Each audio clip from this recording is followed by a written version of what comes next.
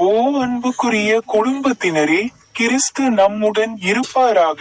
அன்புக்குரிய பெற்றோர்களே, அன்புக்குரிய சகோதர சகோதரிகளே, அன்புக்குரிய முதிய பெற்றோர்களே, அன்புக்குரிய பிள்ளைகளே மற்றும் இளைஞர்களே, நான் அப்போஸ்தலர் ஜே.எம். திரிலோகராஜன்.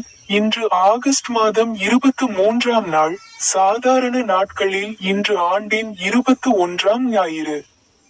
3 வசனங்களை அடிப்படையாக கொண்ட சிறப்பு ஜெபம். ஓ பரலோக தந்தையே, நீர் எங்களை உமது பிள்ளைகளாக கருதுவதற்காக நாங்கள் உமக்கு நன்றி கூறுகிறோம்.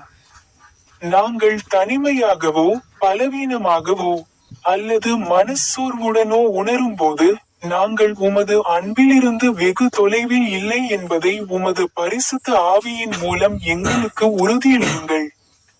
ஓ ஆண்டவரே இயேசுவே, அன்னை மரியாவை போன்ற விசுவாசத்தை கொண்டிருக்க எங்களுக்கு கற்றுக் கொடுங்கள். வாழ்க்கையில் ஒரு சூழ்நிலை சாத்தியமற்றதாக தோன்றும் போது, உமக்கு எதுவும் சாத்தியமற்றது அல்ல என்பதை நாங்கள் நினைவில் கொள்ளச் செய்யுங்கள். ஓ இரக்கமுள்ள கடவுளே, எங்கள் கால்கள் தடுமாறும் போது எங்களை தாங்குங்கள். எங்கள் இதயங்கள் பல கவலைகளால் நிறைந்திருக்கும் போது உமது அமைதியை அருளும். எங்கள் கண்ணீரை நம்பிக்கையாகவும், எங்கள் கவலைகளை விசுவாசமாகவும் மாற்றுங்கள். எங்கள் குடும்பங்களை ஆசீர்வதியும். பிள்ளைகளுக்கும் இளைஞர்களுக்கும் சரியான பாதையை காட்டுங்கள். நோயுற்றோருக்கு பெலனையும் ஆறுதலையும் அருளும். துயரப்படுவோருக்கு நம்பிக்கையை அருளும். ஏழைகளுக்கும் எளியோருக்கும் உதவி செய்யும். உமது ஊழியத்தில் குருக்கள், ஆயர்கள், சகோதரிகள் மற்றும் சகோதரர்களை வலுப்படுத்தும். ஆமென். முதல் வேதாகம வசனத்தை சொல்லுங்கள். ரோமர் அதிகாரம் 8 வசனம் 16. நாம் தேவனுடைய பிள்ளைகள் என்று பரிசுத்த ஆவியானவர் தாமே நம் ஆவியுடனே கூட சாட்சி கொடுக்கிறார்.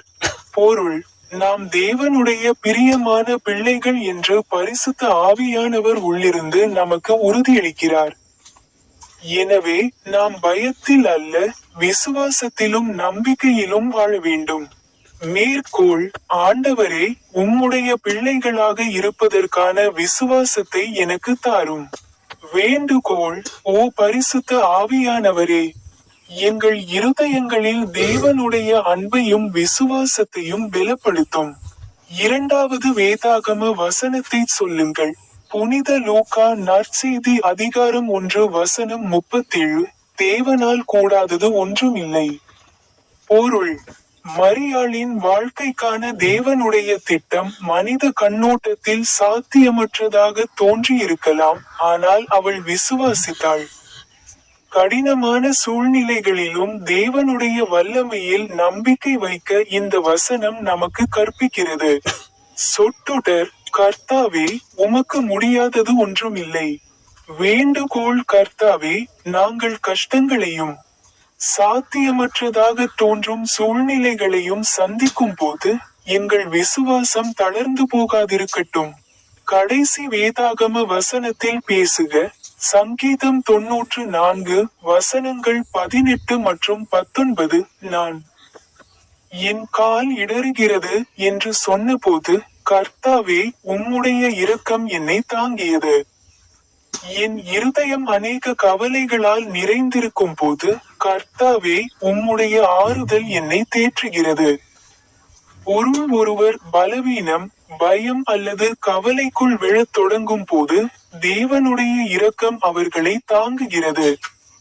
அவருடைய பிரசன்னம் நமது கலங்கிய இருதயங்களுக்கு சமாதானத்தையும் நம்பிக்கையையும் தருகிறது. வசனம்: கர்த்தாவே, நான் விழும்போது என்னை தாங்கும். வேண்டுகோள்: கர்த்தாவே, கவலையோடும் துக்கத்தோடும் மனமுடைந்தோரும் இருப்பவர்களுக்கு உம்முடைய சமாதானத்தை அருளும். அவர்கள் உம்முடைய அன்பை அனுபவிக்கச் செய்யும். நாம் ஜெபிப்போம்.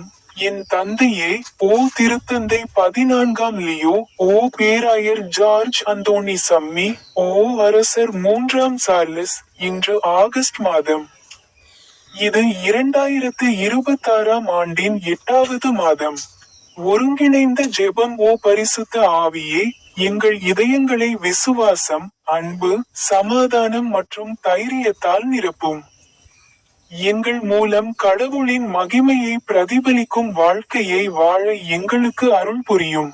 ஆண்டவராகிய இயேசு கிறிஸ்துவின் பரிசுத்த நாமத்தில் இதை ஜெபிக்கிறோம். ஆமென். இன்றைய ஆன்மீக செய்தி: நாம் கடவுளின் பிள்ளைகள், எனவே கஷ்டங்களில் விசுவாசத்தை இழக்காதீர்கள். கடவுளுக்கு எதுவும் சாத்தியமற்றது அல்ல, மேலும் கவலை நம்மை ஆட்கொள்ளும்போது அவருடைய இரக்கம் நம்மை தாங்குகிறது.